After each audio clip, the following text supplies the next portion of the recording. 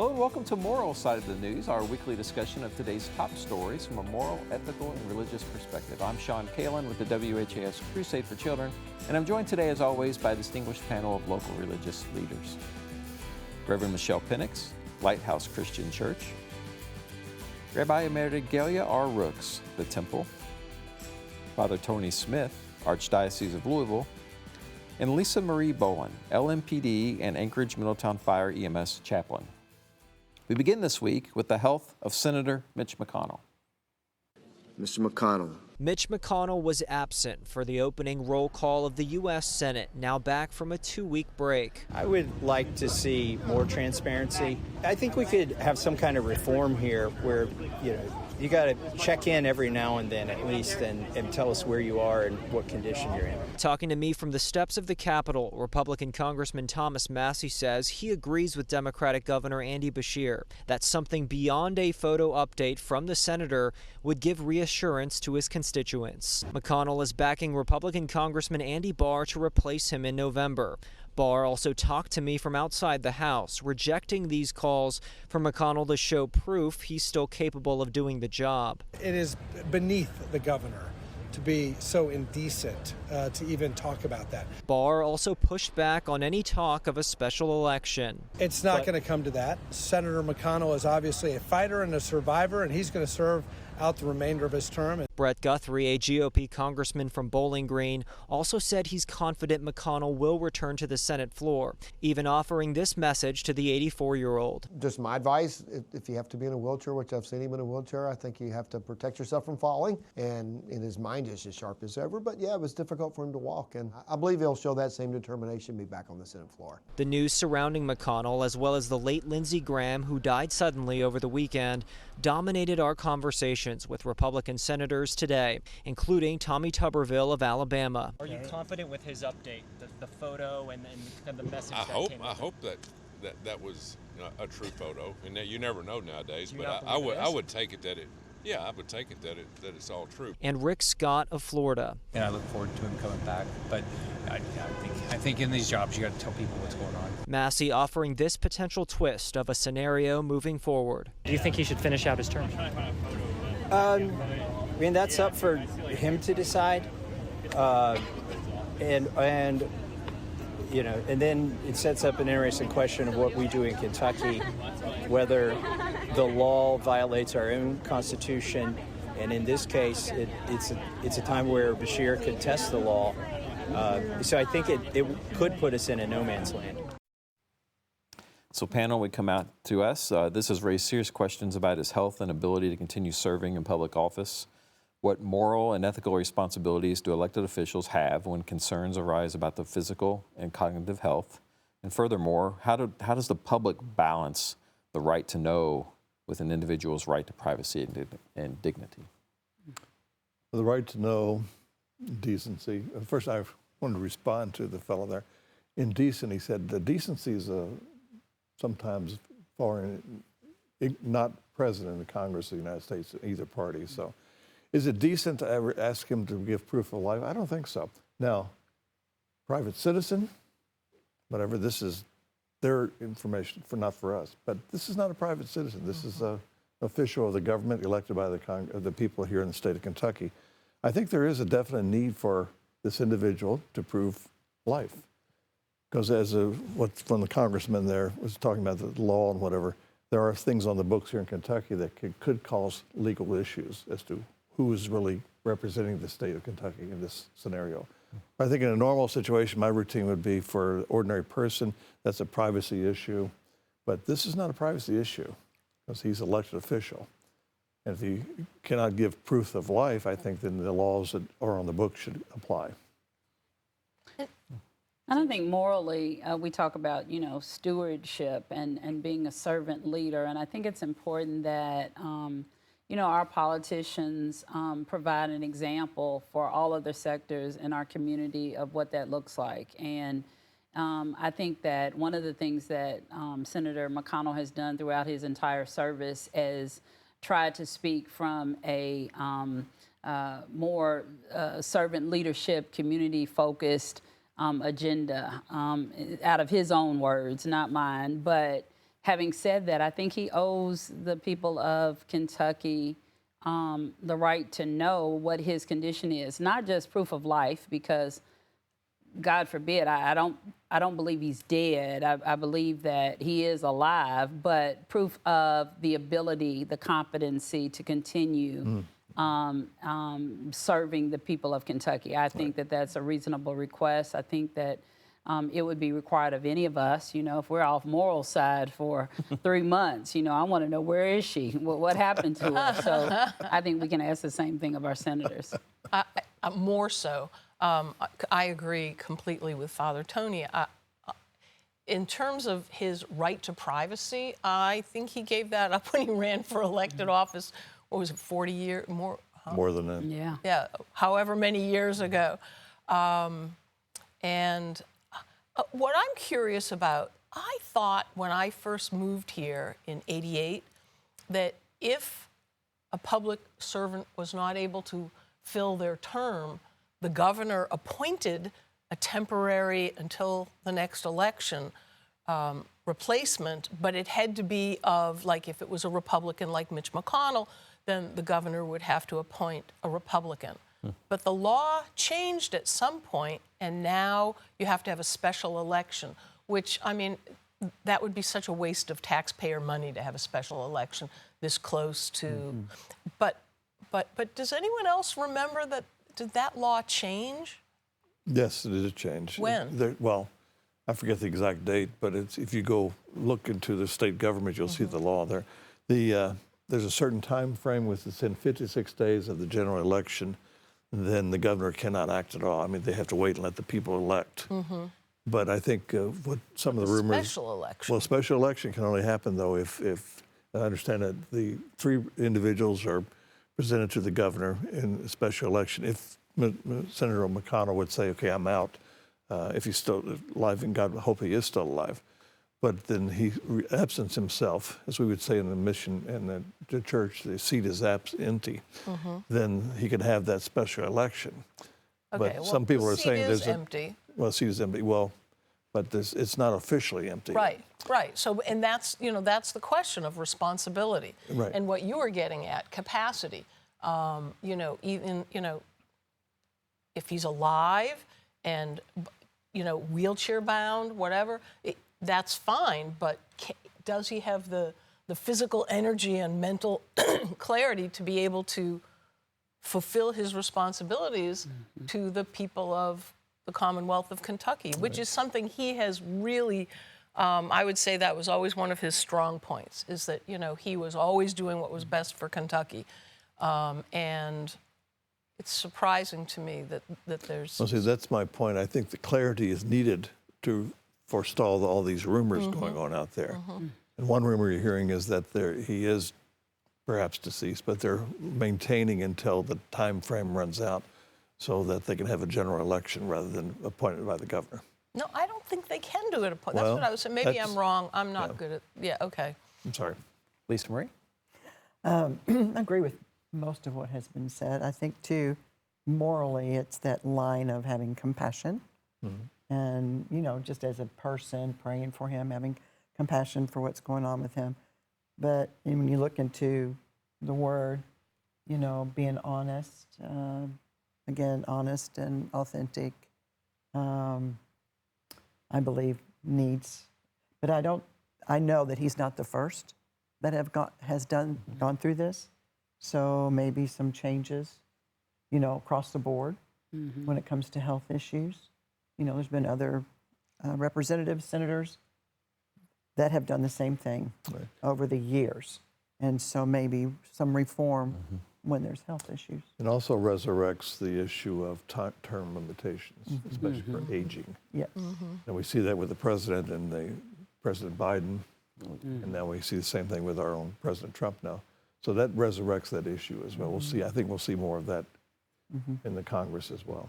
Well, and that's one of the things I would hope that would come out of all of this, that we'd actually get some action from Congress around things that people are concerned about. And when we see these things repeated, I think it was just in the spring where there was another senator or congressperson who was out for mental health issues for over 3 months and, you know, came back. This is the time to act, you know, when these things come up, not, you know, down the road.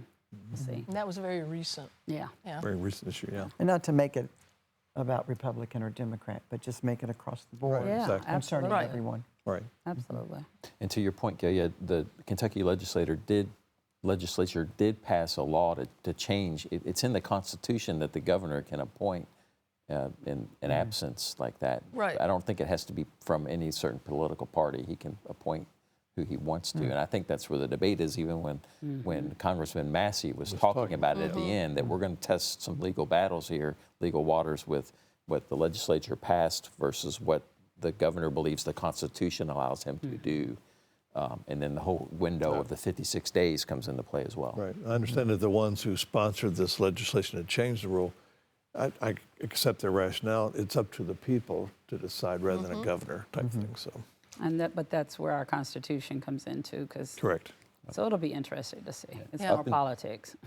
Up until the mid-1800s, the state legislatures appointed the senators. Yeah. The people didn't elect senators; the legislature did. So, so it's a full mix of things.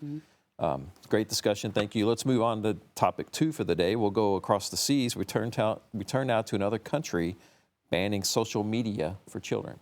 This is a first for a European country, although others are preparing to follow suit. France has approved a landmark social media ban for children under 15. The law takes effect as soon as September 1st, just in time for the new school year. And it also blocks the use of cell phones in high schools. They're already prohibited in elementary and middle schools. The idea for minimum age requirements is one that really is gaining momentum globally. Growing awareness of the dangers of social media poses for young people has prompted concerns over children's exposure to predators, extreme content, online bullying, and harm to overall mental health. Last December, Australia became the world's first country to ban anyone under 16 from using platforms like TikTok or YouTube. Canada and Britain moved towards similar measures last month, while several other European nations have also drafted laws. The European Union is also expected to introduce EU-wide measures in the coming months. So, panel, we've been trying to get to the story since Australia did it last December, and then Britain did it, voted on it a couple weeks ago. Now, France is, where do you think is coming to the U.S. next, and what do you think it means to the children? I'm not a big social media person. I remember when it started, and I've got kids and grandkids, and I just felt this warning for them, and I see the negative with ministry. I see the negative of social media, what it's doing to the young people and their minds. There's more depression, more anxiety. I don't know if it'll work. A ban will work because it's basically down to guardians, parents, being guardians and parents. And the government can't parent. They're not to be parents. But would it help? I don't know if it would cause more problems, as in some of the articles we're talking about, like the dark web or other platforms that are not excluded. So I think, it just parents need to step up and really, because I too have been there when they were first getting on, and it was, to me, it felt scary what you were opening up your children to. So. It is scary. It is scary. I have a member of the congregation, young woman who doesn't live in the JCPS area, and the only Jew, I don't know, maybe in her school, maybe just in her grade, whatever. And the bullying that she has gone through, the toll that has taken, I don't think that people of our age understand the depths of bullying and social media bullying these days. And this, in my mind, there's no question that it can be very harmful. The predators, you think you're talking to another 14-year-old girl and it turns out to be a 45-year-old man or something. There's tremendous dangers there. On the other hand, it's a big other hand. It's, number one, if they don't go to the sites that have some oversight to them and some protections, then they'll go to sites that have no protection, and it could make things worse instead of better. And of course, the other major issue is privacy issues. We were talking about Senator McConnell's privacy. I don't know. I guess I'm old. I'm nervous about AI. I'm nervous about, I worry about our rights as private citizens. The Republican Party wanting voter rolls and being able to. It's not, in my opinion, it's not appropriate. We supposedly have protections to our privacy, and it's not to be used for ICE or immigration or anything like that. It's not to be used. I mean, it's used by, like, you get these pop-up ads because they know what you've been looking at. And I already feel like, well, that's an infringement on my, and worse. So my husband and I, we were in bed, so maybe my phone just picked up, but he was researching something. We were talking about it. I didn't do anything on my phone about that. And now I get all these ads and stuff about what it was. So I have grave concerns on so many levels. I'm not saying that I don't think this is important, as I started with, other kids who have been bullied, but this one teen is, it breaks my heart. The image comes to my mind is the tube. It's outside the tube, and it's just like toothpaste. You can't get it back in. Right. You can try to cut the tube off, put it down, but I think that's one issue. I mean, it's out there. It's not going to go back. We have to kind of deal with it. The second issue of my mind is, how do we deal with it? To say to a child, 16-year-old kid who knows more about computers than most of us sitting around this table, you can't use this anymore. They can probably in 15 minutes get around that. Number three, how are they going to make sure that the person is the age they say they are? There's no way you can do that. Take a photograph of them or something of this nature. And then number four, you brought it up, privacy. I think privacy is the great fallacy of the country, of the world right now. It's been that way for a long time. We don't have privacy. If the government wants to find out something about you, there are programs, even the government admits some of this, the federal government, that they can get into cell phones, things of this nature, computers or whatever. And you're right, it's all over the place. I have, in the middle of a word processing, I'm typing something, AI pumps up there, it would be better if you said it this way. And who asked your opinion? Yeah, exactly. But the same way, you look for something, do research in moral theology, whatever, medical ethics, and all of a sudden you get all those ads asking you to. So they're already watching us, reading us. It's not just the phones, it's your television, even your refrigerators. Yeah, yes. So. Well, this is something I feel particularly passionate about as an educator. I've seen firsthand the damage that is done by social media in the classroom, outside the classroom, young people investing lots of time.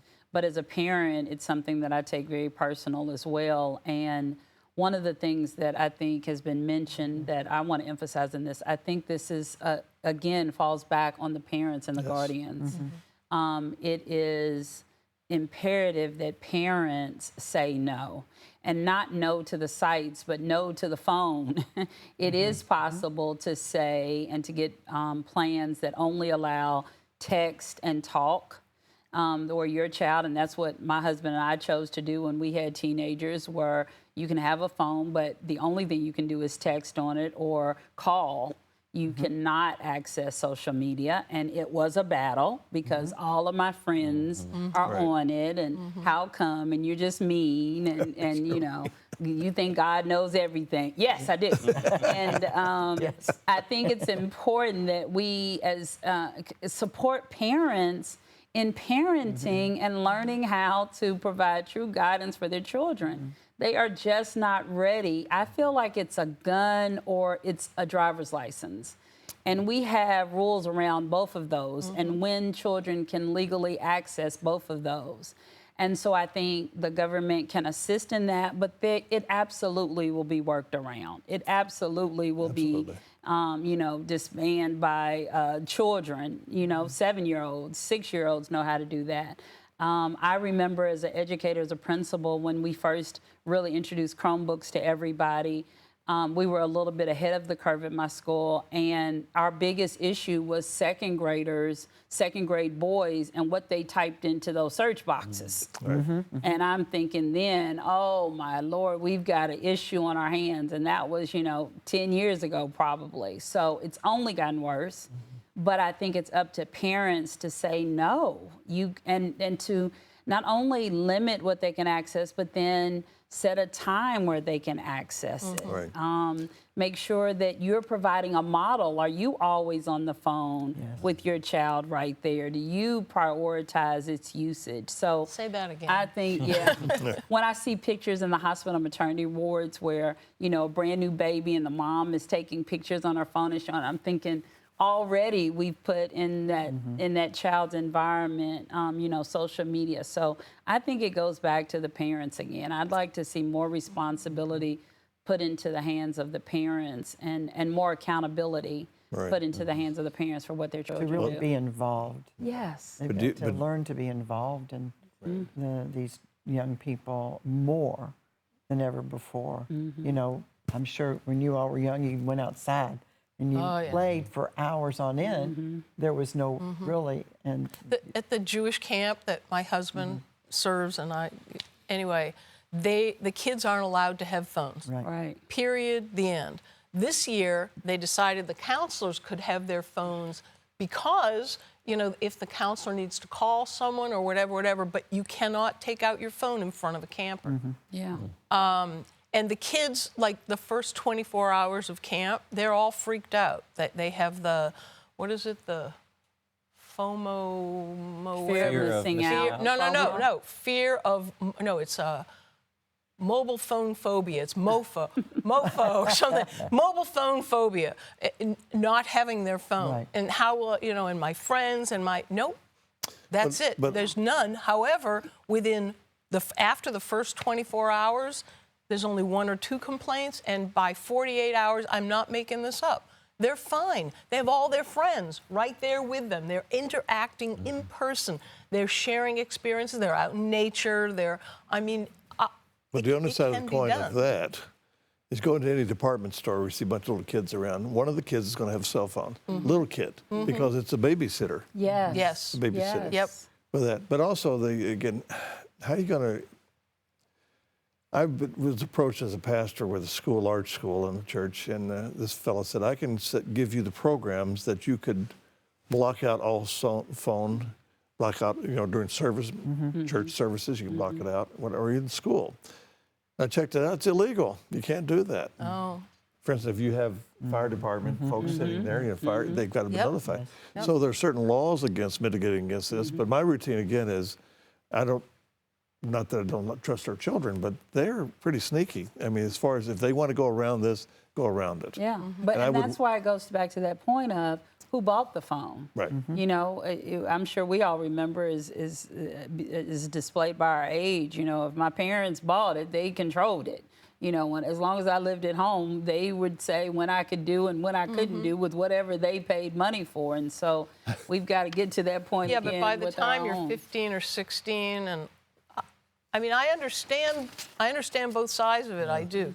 But you take a 15, 16-year-old kid, you take 2 working parents, if you're fortunate enough to have 2 working parents. Exactly. And the kids after school and whatever they're doing, it's a danger. I have to share with you, before all this technology, my father would come home and we had one phone, and he got tired of seeing the phone cord go down the hallway to a bedroom. Oh, I get that. Absolutely. So what he did, he didn't say a word, but that next day the girls came home, the boys and girls came home, and he had taken the cord and made it only that long, and attached it in a little shelf, and they had to stand there, talk to their friends on the phone, that's great. And it ended the conversation. Now, if we could come up with something of that nature with social media or whatever, but again, my routine is you get a cell phone, get a computer.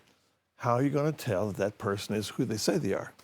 I say you can't. Yeah. Well, I think going back to the parents and the guardians. Bingo, It's what is morally right and wrong, and if they're not growing up with what is, then they get on the social media, and if they don't have those guards, the parenting, the guiding, and I know there's situations where it's very difficult. In ministry, I see them every day. but to then, oh, wait a minute, this is wrong. You know, they're conscious. But again, what is, when a And what are child we is role looking- modeling? You know, I walked Absolutely. into a restaurant the other day, 4 or 5 people sitting at a table. It looked like mother, father, and 3 kids. Every single one of them on their phone. Right. I mean, they were eating. They were not interacting. They weren't talking. Just watch people walking down the street, getting off of buses, Yeah. whatever. Yeah. Yeah. We're doing this. This is It part of is life. a tool, and it can be used like any other tool for the positive or negative. But in the hands of our children, I think we have to not be mature enough. much more focused on, you know, what their needs are growing up. And you know, that talk or text is a solution, but you know, for us, my kids were in juniors before they got full access. And, you know, as soon as they got full access, they were all over it. So delay that as long as you can. And there's also programs that you can put in Yes. that My grandkids you have can them. follow them exactly where they've gone, what they've seen. But there's also programs that'll overdo Yes. that. And the kids know about this. Yes, yes. That's why we just got to keep it out of their hands altogether as long as possible. Shawn, I wouldn't have let you have one. No, I can tell. you wouldn't want me to have one. We don't have time to move on to another topic, so we're just going to stick with this one for the next minute and a half. But my daughter just had orientation at college, and speaking to the privacy, we had to write her a little note. And then on the outside, the way they were going to deliver it to her, you had to put some kind of clue. And then the administrator, the dean of housing or whatever, was going to use that clue, scrub through their social media to figure out what your clue meant. And she's like, I've never not been able to deliver one to them. Oh, Because of the information, whether it's a nickname or whatever. Every student has always, she's like, it's my game. Just let me do it. So we'll put a clue on the outside of it, and she reads the clue, and then she just scrubs through all this new students' orientation or their social media, and it gets delivered. Well, but having taught on college level, whatever, the whole thing of testing and whatever, you write a paper. I had one, not to go into details, not to take your time, but one teaching at Bellarmine, 2 individuals turned in the very same paper. They got off the internet. I asked both of them, did you have any help with it? No. Okay, are you sure that you, yes, you did? Okay, fine.